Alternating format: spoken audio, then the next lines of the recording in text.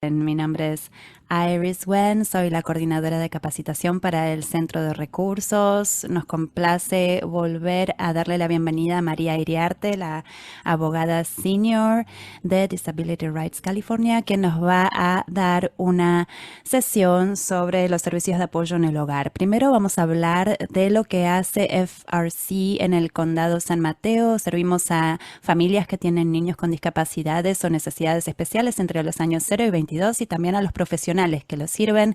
Tenemos padres, hermanos de los niños o adultos jóvenes con discapacidades a quienes proporcionamos apoyo, información, recursos y referencias para navegar los sistemas que tienen a disposición. También ofrecemos capacitaciones como esta, grupos de apoyo, un buscador de recursos. Quiero aclarar que el Centro de Recursos para la Familia no es una firma legal o una agencia de servicios legales y no podemos proporcionar ningún tipo de asesoramiento legal.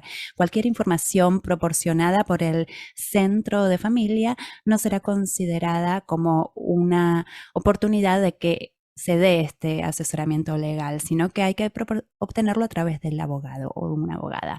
Con esto los invitamos a conectarse con nosotros y vamos a también compartir nuestra información de contacto en el chat. Con esto vamos a darle la bienvenida a nuestro equipo de FRC.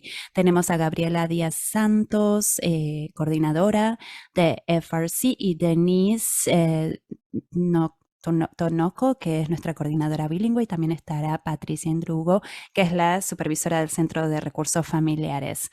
Bueno, algunas guías de logística o acuerdos y detalles para la reunión virtual. Este entrenamiento está siendo grabado. Por favor, apaguen el micrófono cuando no estén hablando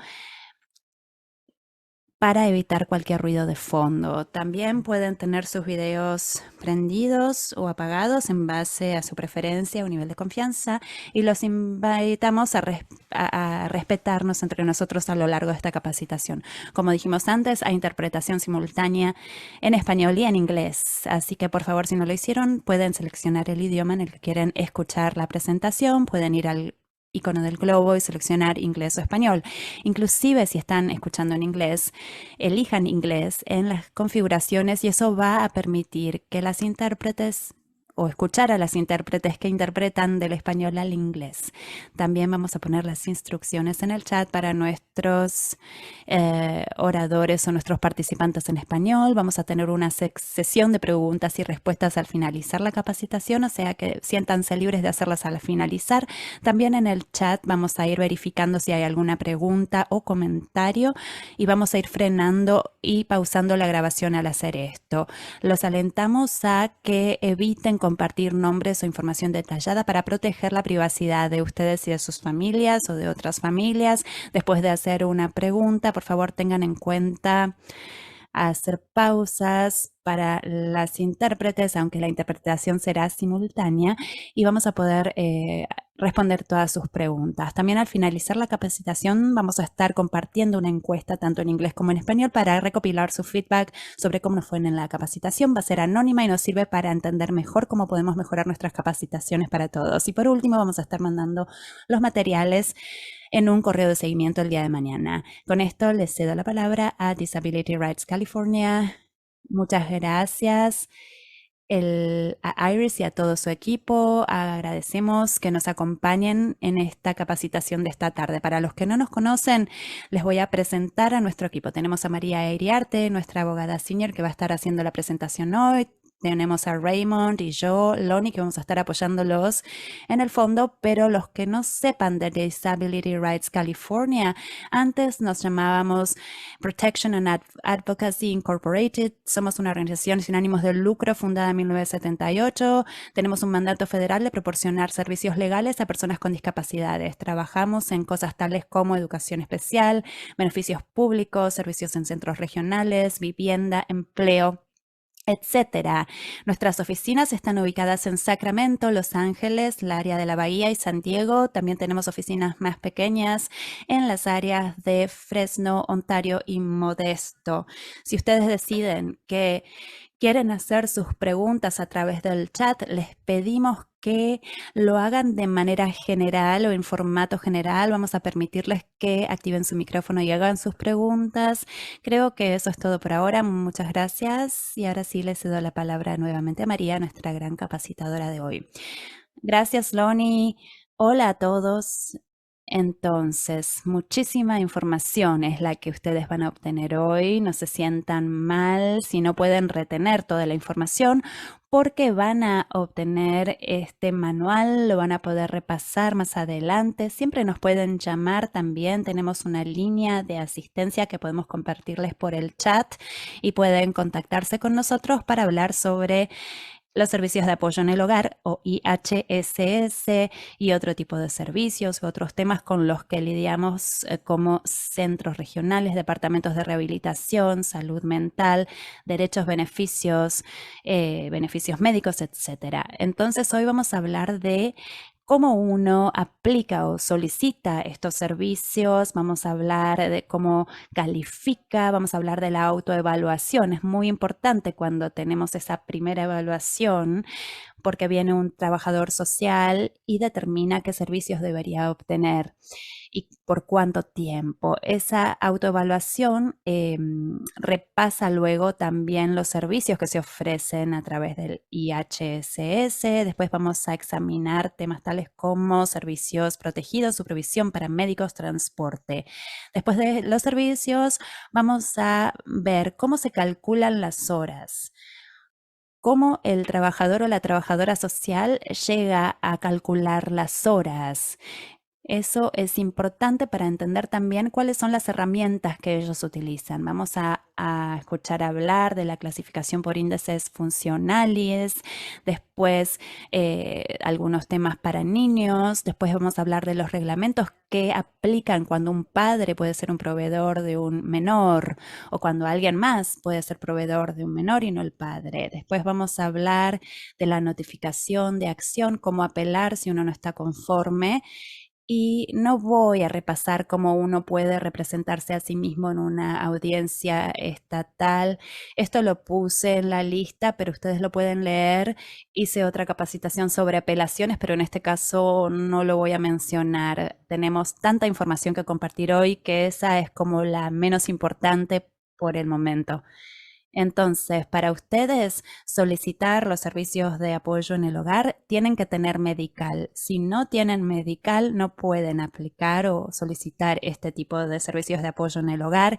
Y en California hay muchos programas de medical. Cada uno tiene algunos criterios de cualificación o calificación relevantes, pero sepan que medical es lo que va a disparar su capacidad de solicitar los servicios IHSS. Entonces, ¿qué hacen? Llaman a su condado local, al departamento o oficina de servicios sociales públicos en su condado, y lo que les van a pedir que hagan es que completen este formulario de certificación de cuidados de salud. El doctor o el médico tiene que completar este formulario. Aquí les dice qué tipos de doctores o especialistas pueden completar este formulario. El médico tiene que responder estas preguntas. El individuo no es capaz de desempeñar independientemente una o más actividades de la vida cotidiana, ¿sí o no? En su opinión, ¿hay uno o más servicios IHSS recomendados para evitar la necesidad de cuidado fuera de la casa? Porque la razón detrás del programa IHSS es proporcionar servicios y apoyos en el hogar para que la gente no tenga que ir a una institución, sino que la idea es que ellos estén seguros en sus hogares. Todas estas preguntas tienen que ver con eso y nada va a suceder hasta o no les van a aprobar horas hasta tanto este formulario quede completo y enviado al condado. Todos los formularios para IHSS tienen estos números. Este es SOC 873, la última actualización es octubre de 2016. Esto es lo que IHSS 873 es, digamos, cómo se ve. Después de hacer la solicitud, un trabajador o una trabajadora social va a ir a su hogar para hacer una evaluación, para evaluar cuáles son sus necesidades para servicios y cuál es el tiempo que ustedes necesitan de servicios. Si la trabajadora social les pregunta qué necesitan y ustedes no saben qué ofrece el programa, bueno, eso no va a estar muy bien. Tal vez no obtengan todo lo que necesitan. Entonces es muy importante para que ustedes saber qué servicios ofrece el programa, así ustedes pueden pedir lo que necesitan y pueden explicar por qué necesitan ayuda con el servicio, cuánto tiempo necesitan usualmente por semana para el servicio y por qué necesitan ese tiempo. Si es más que lo razonable, van a tener que explicar por qué necesitan ese tiempo. Entonces, los servicios están divididos por temas. Tenemos servicios domésticos. Esta es una evaluación o una autoevaluación que tenemos disponible en nuestro sitio web. Yo hago una capacitación sobre cómo prepararse para esta autoevaluación y el que usamos en esa capacitación es diferente de este que están viendo, pero esto les da una idea somera de los servicios que están disponibles. Tenemos servicios domésticos, barrer, pasar la aspiradora, limpiar el horno, descongelar el refrigerador, almacenar alimentos, sacar la basura, cambiar las sábanas, etcétera. Si ustedes examinan el manual de políticas y procedimientos, que son los reglamentos para este programa y las reglas de este programa, todos estos servicios están definidos allí y hay muchas más reglas o reglamentos listados que los que están listados aquí. En cuanto a los servicios domésticos, aquí ven que dice que los niños no son elegibles para recibir servicios domésticos si son el proveedor o padre de un menor. El menor no va a obtener esto y dice que está limitado a 6 horas por mes. Pero si tienen una excepción, pueden pedir más. Si tienen una excepción a esta limitación. Voy a hablar más de esto más adelante. Entonces, donde ustedes vean que hay límites al tiempo en esta evaluación, son solamente guías u orientaciones y si necesitan más tiempo, lo pueden obtener, pero tienen que explicar por qué necesitan esa excepción al tiempo. La siguiente categoría de servicios o servicios asociados que incluyen preparar comidas, lavar la ropa, hacer compras, para la preparación de comidas y limpieza hay que hablar del almuerzo, del desayuno, almuerzo y cena. ¿Qué pasa con los snacks? Si son una persona que come snacks regularmente todos los días, bueno, hay que agregar esos minutos porque todo se va acumulando. Después tenemos otra categoría de servicios no médicos, servicios personales o de cuidado personal que incluyen usar un respirador, control de la vejiga, cuidado menstrual, ambulación, limpieza o aseo personal, entrar y salir de la cama, ayuda con la silla de ruedas, gestión de medicamentos, ayuda con prótesis. Esta es una gran categoría de servicios. La siguiente categoría verán que dice limpieza pesada. Eso se ofrece en circunstancias limitadas. No van a obtener un proveedor que venga a hacerle la limpieza profunda de la casa cada primavera, cada 6 meses. Es como si el dueño de donde ustedes viven les dijeran, este lugar es un reguero y tienen que hacer algo para limpiarlo, ¿verdad? Eso es algo que tiene un riesgo de ser de evicción, por ejemplo, de ser echados del hogar. Y después tenemos transporte, y voy a hablar de esto. Después tenemos citas médicas. Está lo que es supervisión protegida y ese es el único servicio en el que se le paga a un proveedor para que los vigile a ustedes. Estos son los servicios que se ofrecen o bajo el programa IHSS de Servicios de Apoyo en el Hogar. Y ustedes pueden familiarizarse con este programa, pueden leer los reglamentos para conocer más sobre cada servicio qué está incluido en cada servicio, ¿verdad? Y los reglamentos los pueden encontrar, creo que los puedo tener aquí, si no los encuentran en el sitio web del Departamento de Servicios Sociales de California. Les podemos enviar eso al líder de su grupo junto con los materiales. Así que, Lonnie, anotémoslo como algo que tenemos que hacer por si no está aquí. Entonces, bueno, hablemos de lo que es la supervisión protegida. Ven que ahí dice ACL 1525. Esa es una carta del condado. Toda vez que el Departamento de Servicios Sociales de California quiere enviar información a los condados, lo hacen a través de estas cartas o notificaciones de condado. Y esta carta se refiere a la supervisión protegida. Se concentra en los menores. Cuando hablamos de menores nos referimos a cualquier menor de 18 años. Uno puede tener cualquier edad, pero si tiene supervisión protegida, tiene que ser para un menor. Disculpen que me atoré con la garganta, voy a tomar un vaso de agua.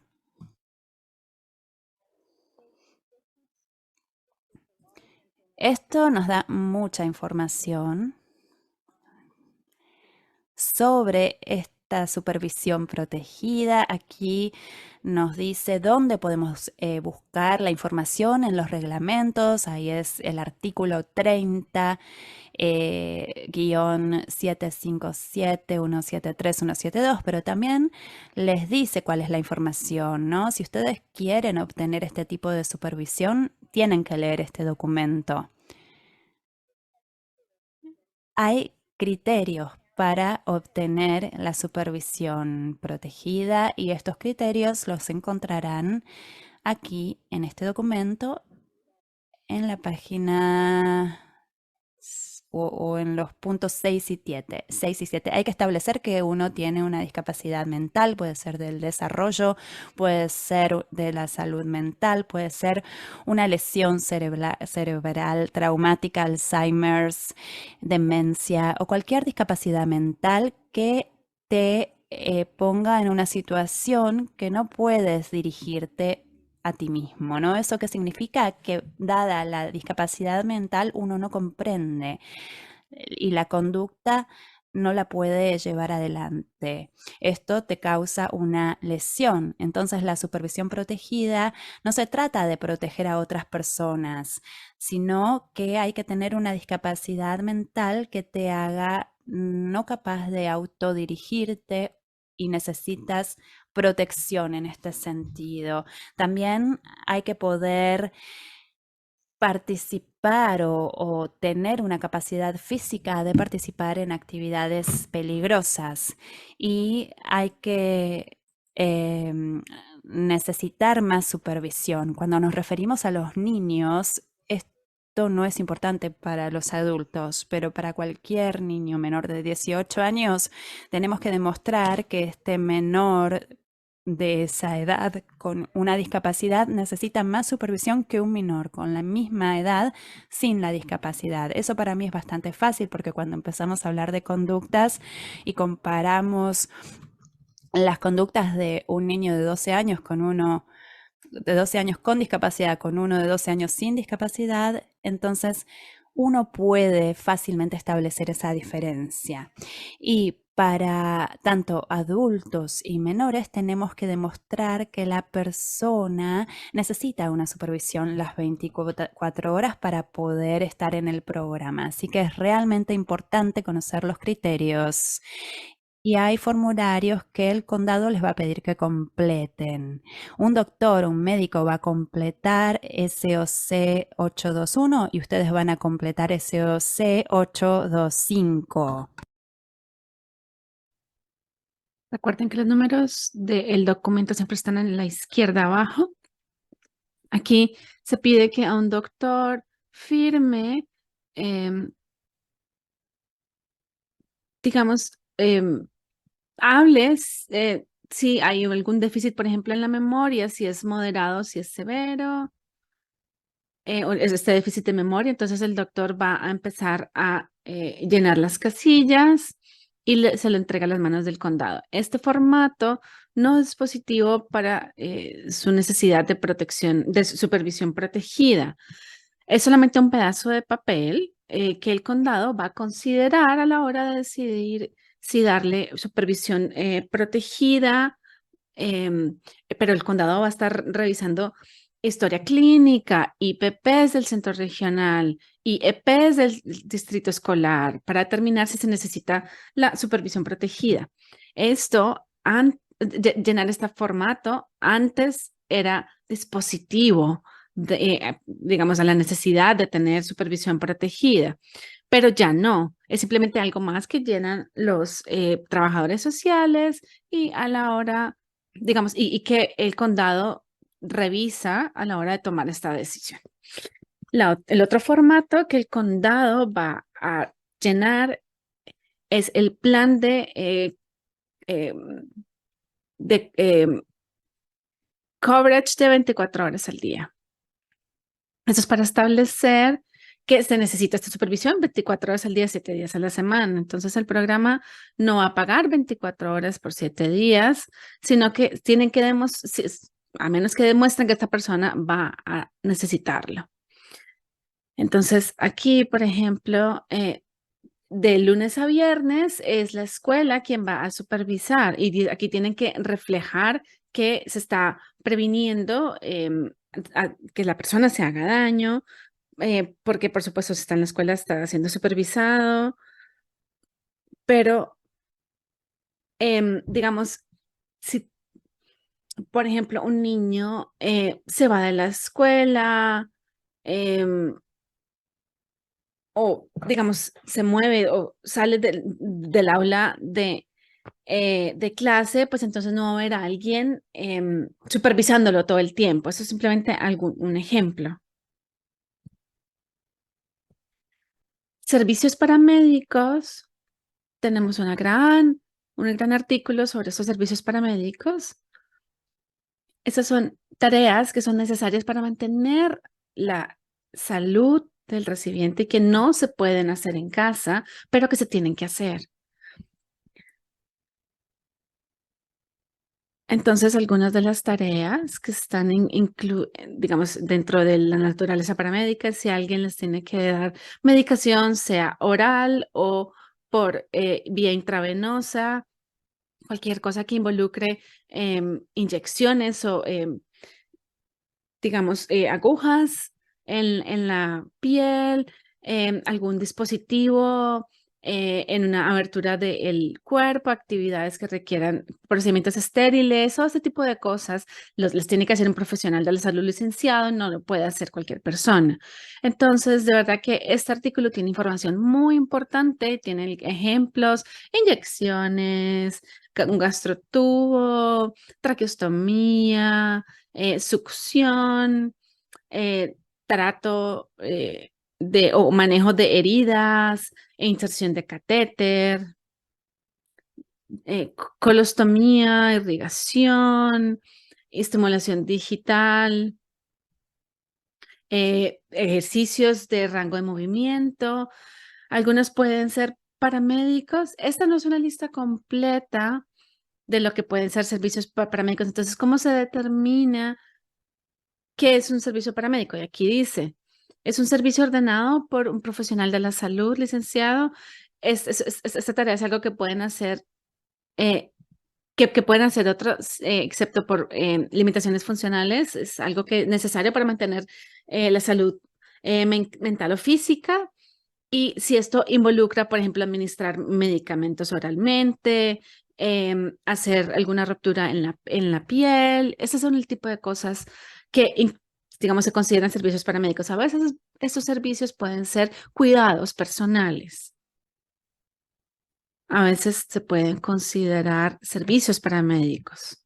Entonces, por ejemplo, la autoadministración de medicamentos si solamente tienen que entregarle el medicamento o ponérselo en la mesa al paciente, esto puede ser autocuidado, pero si tienen que eh, a- desbaratarlos y ponerlo, por ejemplo, en la comida, o sea, triturarlos, perdón, ponerlos en la comida o ponérselos por una vía intravenosa, entonces eso es de naturaleza paramédica. Entonces aquí este documento les dice cuándo puede ser rango de movimiento, cuando es autocuidado o cuando el rango de movimiento sea considerado un servicio paramédico, o sea, inyecciones, respiración, cuidado de las uñas de los pies y las manos. Entonces, en fin, revisan este documento, pero lo más importante es el formato que se requiere llenar, que el doctor tiene que llenar y se llama el SOC 321.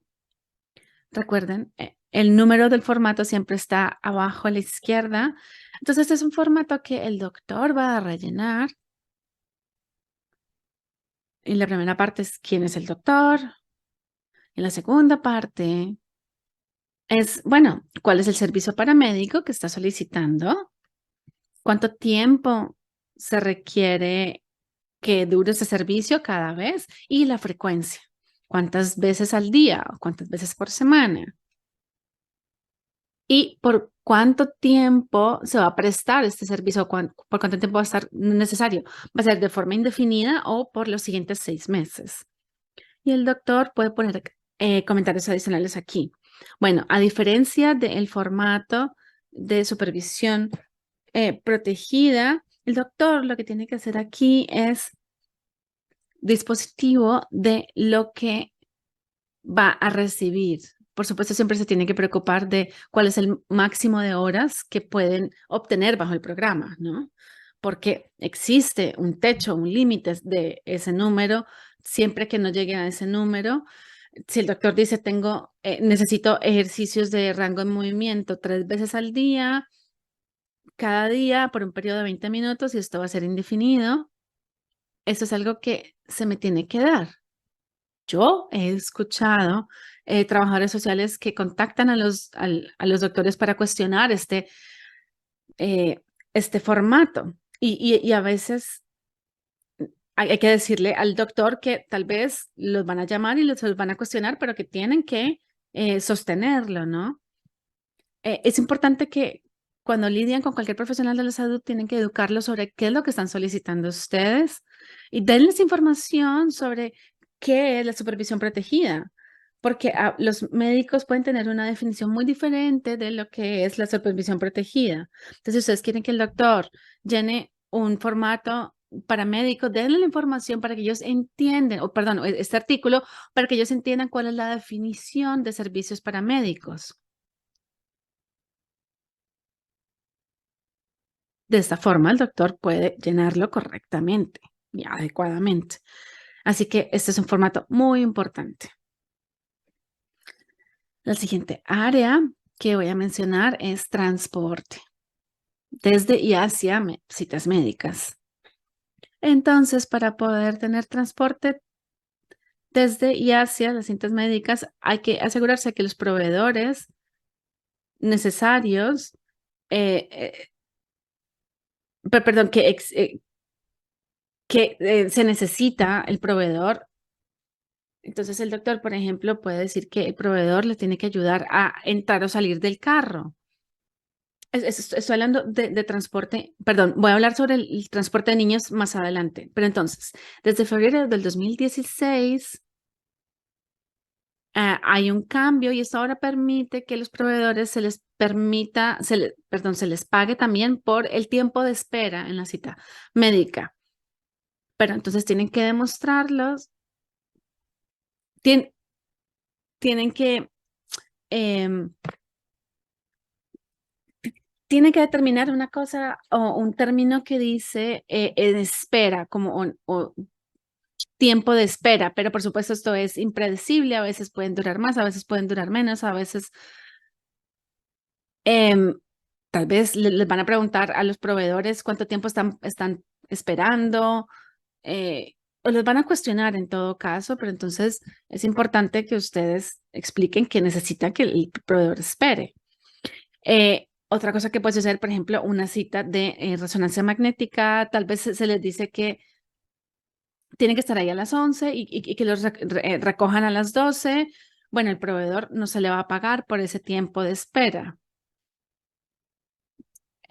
Entonces, si lo determinan así, no se les va a pagar por el tiempo de espera. Entonces, para los niños es muy importante entender que el programa, cuando el programa está evaluando si se le va a dar este transporte a los niños, el programa siempre va a comparar un niño de una edad particular con o sin discapacidad, de la misma edad. Entonces, Para un niño sin discapacidades, los padres normalmente serían los que llevan a un niño al pediatra, al odontólogo, al oftalmólogo. Es decir, no hay nada extraordinario sobre esto, ¿no? Estos, eh, en teoría, son niños que no reciben ese tipo de servicios. Y es algo que se espera que haga los padres del niño. Pero entonces, aquí el programa no va a pagar, es decir, si va a ser el padre quien va a llevar al niño a las citas tradicionales, no les va a pagar, pero sí les va a pagar transporte si tienen que llevar al niño a un especialista debido a la discapacidad del niño, que tal vez tengan que ir a terapia de lenguaje, a terapia física, a un especialista. Esas son citas que el programa sí les va a pagar a los padres para que lleven a cabo el transporte, porque un niño típico no tiene que ir a terapia física, ni terapia ocupacional, ni terapia del lenguaje o algún otro especialista. Es debido a la discapacidad del niño que se tiene que tener ese transporte y el programa también va a pagar por el tiempo de espera del padre. Entonces, esto es muy importante saberlo. Y eso también está en la publicación. Entonces, lo que voy a hacer en este momento es que me voy a detener y ver si hay alguna pregunta sobre lo que acá. Vamos a empezar a grabar nuevamente. Bueno, entonces ahora vamos a hablar sobre cómo se calculan las horas. Y creo que tenemos que comenzar por el comienzo. Esta es la publicación que nosotros armamos. Tenemos que entender que con los servicios de apoyo en el hogar tenemos que pensar como en un paraguas. Y bajo este paraguas tenemos 4 programas de financiamiento: el servicio de cuidado personal, el IHSS Plus, el de servicios de apoyo en el hogar y de la opción de primera elección de la comunidad o Community First Choice Option. Cada uno nos da determinado número de horas máximas que podemos obtener. Cuantas más horas se puedan obtener o la mayor cantidad es 283, pero algunos obtienen menos que eso. El máximo es menos porque se los ubica en programas en particular. Entonces, cuando uno obtiene la notificación de acción por primera vez, esto va a decir, lo van a colocar en el programa PCSP y estas son las horas y nadie le presta atención a esa parte porque en realidad están interesados en cuántas horas van a obtener, pero a veces importa en qué programa te ubican. Es importante conocer esta información. Primero les voy a dar una breve descripción de cada programa y después vamos a pasar al cuadro que está arriba. El programa PCSP es aquellos que reciben medical y el proveedor no es un proveedor para padres o esposos, o un proveedor padre o proveedor esposo. El IPO es cuando el proveedor es un padre de un menor o el cónyuge, el esposo, o ustedes como beneficiarios o recipientes reciben un pago anticipado. Hay 2 maneras de pagarle a un proveedor. Uno, el proveedor presenta las hojas y luego al proveedor se le paga. La segunda manera es que el proveedor presenta las hojas de tiempo, pero el programa le envía al recipiente el dinero con anticipación. Entonces el recipiente, el beneficiario, va a hacerle un cheque al proveedor. Los que están en el pago anticipado o advanced pay son considerados personas con una discapacidad severa o grave. Después les voy a mostrar qué significa esto. También pueden tener otros servicios como preparación de alimentos, de comidas. Por ejemplo, pueden recibir un estipendio para un restaurante en lugar de las horas para el servicio. En 20 años que hago este trabajo no vi esto suceder y miré este estipendio de restaurante y son como $60 por mes que le estarían dando en lugar de darles el servicio. Hay más información sobre cada uno de ellos, pero ese es el programa IPO. El programa residual IHSSR es el único programa donde el gobierno federal no está pagando o ayudando a pagar por los servicios de apoyo en el hogar. Y no es, no estamos obteniendo una participación financiera federal, es decir, cuando el gobierno federal está ayudando a hacer el pago de este servicio. Debido al estatus inmigratorio, las personas no pueden recibir beneficios a través del gobierno federal. Por ejemplo, residentes permanentes legales durante los primeros 5 meses no pueden aplicar a SSI, beneficios de la seguridad social, porque esa es la regla, la norma. Entonces, estas personas que están bajo este estatus pueden solicitar algo que se llama CAPI, Programa de Asistencia en Efectivo para los Inmigrantes en California. Ese es un programa del Estado, no lo paga el gobierno federal. Entonces, si están en ese tipo de situación donde obtuvieron su residencia permanente o su estatus inmigratorio, entraría en este programa residual, ahí es donde se los va a colocar. El CFCO, Community First Choice Option, si no están viviendo en un hogar, ustedes están dentro de los criterios para ingresar a un hogar que tienen distintos niveles de cuidado. Entonces, esto no les requiere que ustedes vayan al hogar, sino que cumplan con los requisitos. Ese es el programa CFCO. Hay más información en cada programa. En la última columna, acá verán las notificaciones, todas estas cartas que envía el Departamento de Servicios Sociales de California a los condados. Cada una de estas cartas explica el programa. Y déjenme decirles que este documento también describe o define qué es impedido severo. Este, conforme el programa, es para aquellas personas que tienen 20 o más horas a la semana en las siguientes categorías o combinación de ellas: preparación de alimentos, de comidas, limpieza, todos los servicios de cuidado personal o servicios paramédicos. Uno tiene un impedimento severo si necesita 20 o más horas en estos servicios que están aquí. Pueden ser todos los servicios paramédicos, pueden ser ninguno de los otros, o pueden ser todos los servicios de aseo personal o cuidado personal o una combinación de ellos, siempre y cuando tengan 20 horas o más de necesidad. Bueno, ahora volvemos al cuadro. Supongamos que me colocan en el PCSP y no tengo un impedimento severo y necesito supervisión protegida. Por cierto, solamente hay una de 2 horas, 195 si uno no tiene un impedimento severo o 283 si tiene un impedimento severo. Entonces, si yo estoy en el programa PCSP, necesito supervisión protegida, no tengo un impedimento severo y necesito unas 50 horas en servicios de cuidado personal, necesito que me acompañen en las citas del médico y otros servicios, lo que hace un total de 50 horas. Entonces me van a dar 195 horas de supervisión protegida, me van a dar esas horas 50, esas 50 horas adicionales. Mi máximo es 283, entonces puedo obtener todas esas horas conforme el programa PCSP, lo mismo para el CFCO.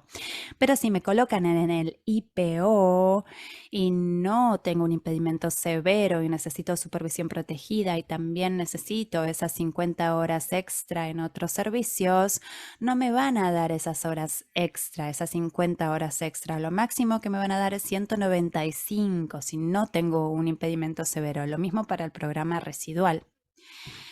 Entonces, lo que yo le digo a la gente que terminan en el programa IPO es que se fijen a ver si califican para el CFCO. Así su máximo sería 283 horas y no 195 para los que están en el programa residual. Vi esto recientemente. Un cliente le llegó una notificación diciendo que lo iban a transferir del programa CFCO al residual, pero es un ciudadano estadounidense. Entonces es como que no es lógico, no debería estar sucediendo, pero sucedió. Entonces, obviamente es mucho más difícil estar en un programa residual porque el estatus inmigratorio puede implicar que uno va a ser colocado en ese programa residual. Entonces, lo que le digo a la gente es que traten de aumentar las horas en el que los harían impedidos severos para pasar del techo de 195 a 283.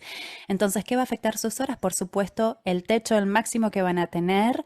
Si ustedes no saben en qué programa están, siempre le pueden preguntar a su trabajador social, porque si se pasaron de un programa al otro, entonces van a recibir una notificación de acción, una notice of action.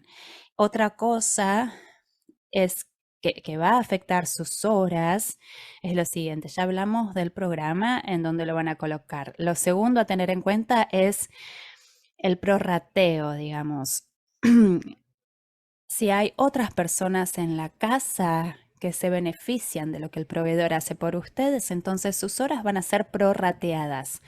Por ejemplo, supongamos que yo tengo un compañero de piso y mi proveedor prepara mis comidas y mi compañero de piso no está en el programa, pero come las mismas comidas que me hace el proveedor. Bueno, el programa no va a pagar por las comidas que le hace a mi roommate, ¿verdad? Entonces van a establecer la necesidad total de la preparación de alimentos y lo van a dividir por la cantidad de personas que se van a ver beneficiados de ese alimento, de esa comida. Entonces las horas que me van a dar para la preparación de alimentos se van a cortar por la mitad, porque eso es una prorrata, un prorrateo. Después, otra cosa que va a reducir sus horas son los recursos alternativos. Si yo recibo, por ejemplo, servicios de apoyo en el hogar a través de otros programas, como un programa diurno, a través de la escuela, a través de un programa de cuidados en el día o a través de un programa diurno en el centro regional, mis horas para el servicio van a verse reducidas. Nuevamente hablemos de la preparación de comidas. Digamos que tengo 10 horas de preparación de comidas a la semana, pero voy a este programa donde me dan desayuno y almuerzo 3 veces a la semana. Bueno, ese tiempo va a ser deducido de las 10 horas semanales de preparación de alimentos porque estoy obteniendo parte del servicio que necesito esa semana de otro programa, ¿no? Entonces, recursos alternativos también van a reducir la cantidad de tiempo que van a obtener por algunos servicios. Mucha más información aquí para ustedes. Entonces, en este momento ya entendemos todas las cosas que pueden reducir sus horas. Ahora miremos cuáles son las herramientas que usan los trabajadores sociales para calcular las horas o determinar las horas. Entonces, una vez el trabajador social está listo para decidir qué servicios darle y cuánto de cada uno, por cada servicio que ustedes soliciten, el trabajador social lo va a clasificar. Las clasificaciones están aquí. Uno es, usted es independiente, así que no va a recibir nada por ese servicio, ningún tiempo por ese servicio. Número dos, es el único rango donde el proveedor puede ser pagado por proveer asistencia verbal o guía o motivación. Entonces, alguien que puede hacer la tarea, pero necesita pero necesita que le recuerden, por ejemplo, tomar medicamentos o comer o ducharse. De esos servicios, yo recibiré una clasificación de 2 o 3. Después, em, la número 3 es que yo puedo hacer esta función con alguna asistencia menor humana, incluyendo, pero no limitada a asistencia física directa de un proveedor. Y número 4 es que se puede hacer la función solamente con asistencia humana. Entonces, estas clasificaciones, de nuevo, es para menores y adultos. Pero hablemos sobre menores, porque cuando hablamos de menores, de verdad que hay que empezar aquí, este documento. Van a ver la primera columna, que es edades de 0 a 17, y después se tienen muchos unos bajo tarea doméstica, en lavandería o ropa. Hay muchos unos hasta los 14, después en 14 cambia de 1, 4 o 5. Entonces ven que para cada uno de estos servicios hay clasificaciones por índices funcionales. Entonces, lo que es importante sobre este documento es leer las primeras 2 notas. Bajo notas dice todos los menores deben ser evaluados en la clasificación por índices funcionales, a menos que haya una necesidad extraordinaria que esté documentada. También dice que los menores que viven con sus proveedores padres va a ser evaluado en la clasificación por índices funcionales sin importar, en una tarea doméstica, sin importar la necesidad extraordinaria. Entonces, si usted es un padre proveedor de un niño, de un menor, van a ver, em, y ven un 1 en esta columna, bajo tareas domésticas, y su niño no va a necesitar tiempo por servicios domésticos, entonces se le va a dar el servicio al niño a menos que ustedes establezcan una necesidad extraordinaria. Entonces, de nuevo, ustedes comparan sus niños de una edad específica y lo comparan con el niño de la misma edad sin una discapacidad. Entonces, hablemos sobre un niño de 12 años con una discapacidad que necesita ayuda con la alimentación, ¿no?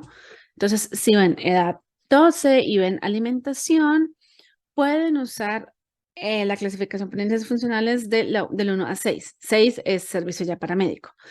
Entonces, si yo digo que mi hijo necesita, digamos, motivación para comer, porque él puede comer, físicamente puede comer solo, pero no lo va a hacer a menos que alguien se lo indique. Entonces, esto es una clasificación de 2, más o menos, ¿no? Pero, digamos, eso es eso, pero comparémoslo ahora con, por ejemplo, la ropa o la lavandería. Entonces, aquí para un niño de 12 años dice 1, pero cuando ven un 1 para un menor, significa independiente en el, digamos, a la hora de la clasificación por índices funcionales, pero en esta tabla significa que no va a necesitar dárselo al niño. Entonces, por ejemplo, si yo voy al laundromat 3 veces, la primera vez es para hacer para lavar mi ropa y la del niño, las próximas 2 veces es, es para lavar las toallas, las sábanas, etcétera, porque él, em, digamos, él necesita pañales y ensucia mucho la ropa de cama, etcétera. Entonces el juez va a decir, el niño, digamos, lo de lavar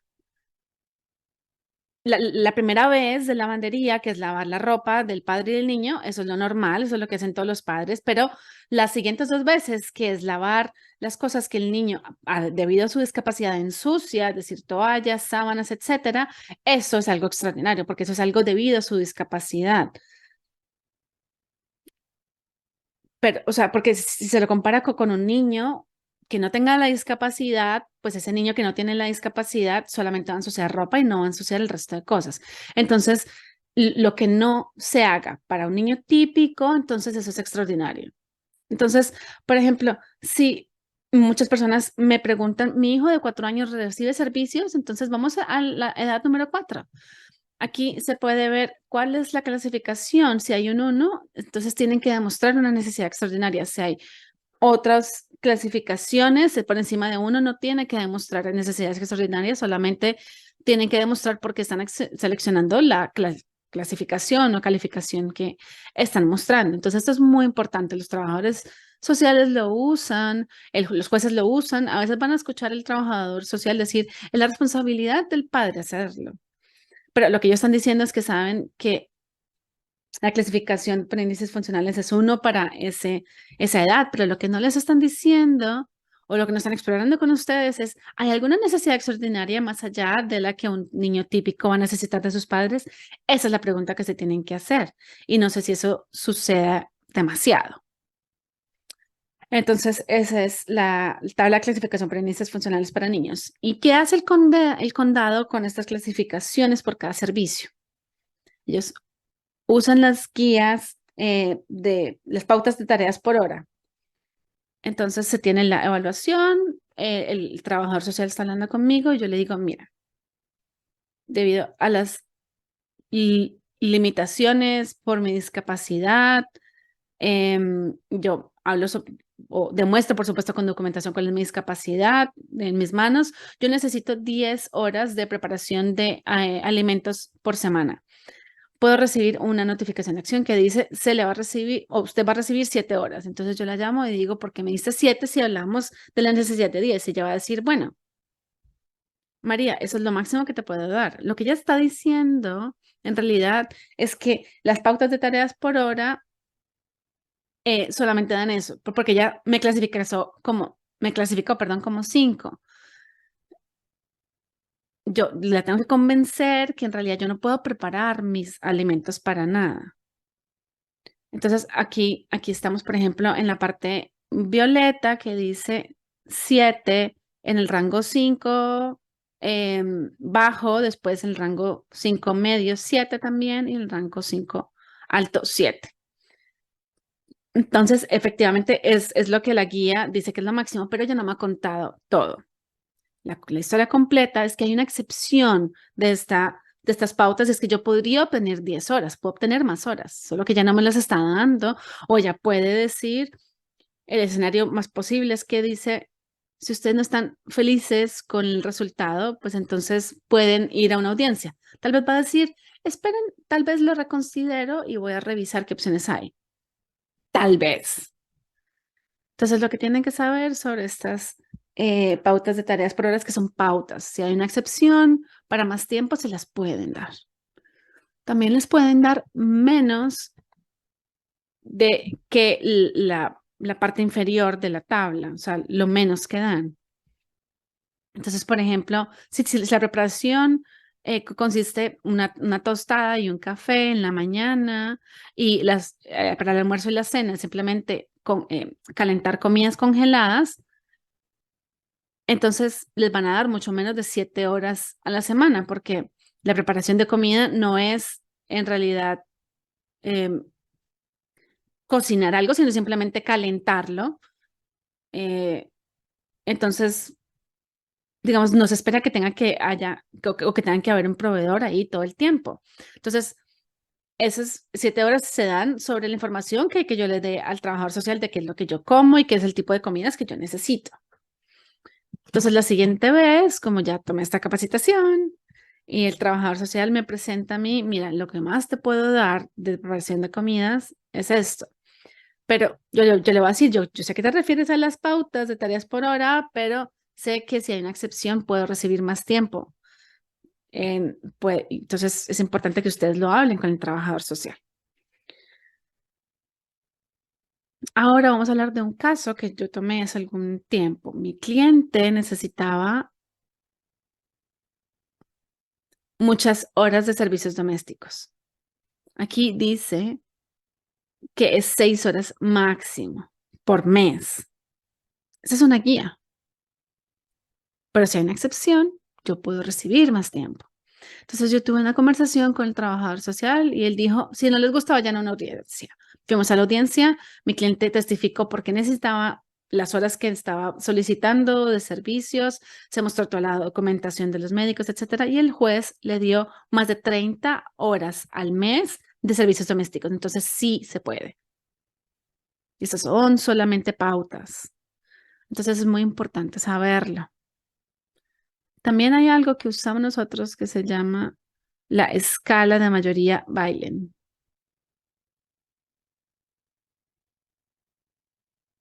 Pues, esto fue preparado por el CDS, es el Departamento de Servicios Sociales de California, y creo que la Universidad de Sacramento. En fin, esto es, o sea, demuestra lo que un niño típico puede necesitar de IHS. Por supuesto, un niño típico tiene ciertos hitos que están documentados en este servicio. Entonces, este documento les demuestra para que ustedes puedan decir, un momento, un niño de 8 años ya puede usar un cuchillo para cortar. El mío no lo puede hacer. Entonces, nosotros lo usamos cuando estamos preparando una evaluación y también lo usamos a la hora de las audiencias para darle al juez una idea de por qué este niño no está al punto en el que un niño típico debería estar, de la misma edad, por supuesto, en términos de los servicios de IHS. Entonces, esto se puede usar para, digamos, para este tipo de cosas. Entonces, me voy a detener aquí porque la siguiente sección es sobre los proveedores padres. Y les voy a mostrar las regulaciones para esos proveedores padres con niños menores. Cuando una persona no padre puede ser proveedor para un niño. Pero entonces en este momento vamos a parar y vamos a ver si hay alguna pregunta sobre las herramientas. Pues lo vemos. Bueno, volvemos a grabar. Entonces, sí, nos hace muchas preguntas sobre si puedo ser un proveedor padre o madre de mi hijo. Bueno, estas son las reglas y las reglamentaciones. ¿Recuerdan las reglas que les mencioné sobre el programa IHSS? Esta es la sección de políticas y procedimientos, sección 30-763 y 764. Estas son las reglas para cuando alguien que no es el padre o madre tiene la obligación legal de cuidar al niño. En ese caso, cuando el padre no está disponible, esa otra persona puede ser el tutor legal o quien se ocupe del niño. Solamente cuando el padre no está disponible porque está trabajando, está estudiando o está en un programa vocacional o asiste a alguna cita médica o a una cita relacionada con la salud, o cuando el padre no puede proporcionar física o mentalmente los servicios de apoyo en el hogar. Entonces aquí se establece que el programa puede, o el padre, perdón, puede tener este beneficio. Entonces es alguien que no es padre, que puede venir y proporcionar esos servicios que ustedes pidieron debido a alguna razón de las que están listadas acá o porque tienen una discapacidad mental o física. Si quieren ser proveedores padres de un menor, entonces hay que demostrar, y esto es muy importante, la sección 451, que el padre tenga un empleo de tiempo completo o tenga impedido obtener un empleo de tiempo completo porque no hay otro proveedor adecuado disponible y el padre tiene que estar ahí para cuidar al niño. Cuando estamos hablando de una vivienda con un solo padre o madre, esos son casos más sencillos que cuando hay dos padres en la casa o dos madres, porque el segundo padre o madre en la casa va a ser el considerado capaz y disponible, por lo tanto el otro padre no va a poder ser el proveedor. Entonces tenemos todas estas reglas, también trabajar a tiempo completo significa en promedio trabajar 40 horas o más por semana. Va a haber algunos cambios importantes a estas reglamentaciones, esperamos en el futuro cercano que serán beneficiosas para todos. Estamos esperando que eso suceda, pero en el entretiempo estas son las reglamentaciones que rigen cuando un proveedor no padre puede ser proveedor de un menor o cuando el padre puede ser un proveedor del menor. Hay una carta del condado para todos los condados que va muy en detalle respecto de los proveedores no padres y proveedores padres. Se los podemos también acercar a ser disponible en su grupo, así la tienen. Entonces esas son las reglamentaciones. Examinamos ahora la notificación de acción que obtienen de parte del condado. En la parte superior derecha van a ver la fecha de la notificación, la información sobre el caso del trabajador social, etcétera. Y aquí van a ver que el primer rectángulo dice a partir de, supongamos que la fecha de la notificación es el 1 de agosto de este año, dice a partir del 1 de septiembre los servicios van a cambiar de tal manera. Esto se llama la fecha de entrada en vigencia de la notificación, porque a partir del 1 de septiembre vamos a dar por finalizados los servicios de apoyo en el hogar. ¿Por qué es importante? Porque si no quieren que eso suceda a partir del 1 de septiembre, ustedes tienen que apelar antes de esa fecha, antes del 1 de septiembre, porque típicamente ustedes van a tener 90 días para apelar a una notificación de acción de IHSS, pero si no quieren que los servicios cambien al día 1 de septiembre, tienen que apelar antes de la fecha de entrada en vigencia del 1 de septiembre y solicitar una notificación o un estado de pendiente, de que está en pendiente el caso. Entonces van a tener en la notificación los servicios en la primera columna, la cantidad total del servicio necesitado. Supongamos que necesito 10 horas de o que mi necesidad total para preparar alimentos o comidas son 10 horas. La tercera columna es si va a haber alguna prorrata. Ven que hay prorrata o prorrateo para servicios domésticos y servicios relacionados, pero el resto está pintado en gris. No se pueden tener servicios prorrateados para el resto de los servicios. Y la siguiente columna es la diferencia entre la segunda y la tercera columna. La siguiente columna es servicios que rechazan o que obtienen de otros recursos. Pueden ser los recursos alternativos. Entonces, supongamos que mi cantidad total es 10 horas en la segunda columna y después asisto a un programa diurno 3 veces a la semana en donde me dan desayuno y cena y para recursos alternativos reducen mi tiempo por 1 hora y media, entonces eso va a estar reflejado en esta columna. Y la última gran columna está dividida en tres y ahora es lo que la notificación de acción está haciendo. La otra es para lo que hacía la anterior notificación de acción. ¿Es un aumento o una baja? Esta es una notificación de acción típica, ¿no? ¿Cómo se ve? Bien.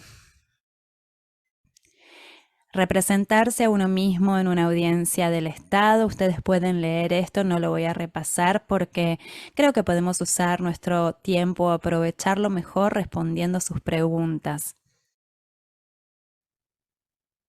Entonces, muchísimas gracias a todos ustedes. Gracias, Iris. Vale, muchas gracias, Loni. Gracias por ayudarme. Gracias por invitarnos y que tengan una gran noche.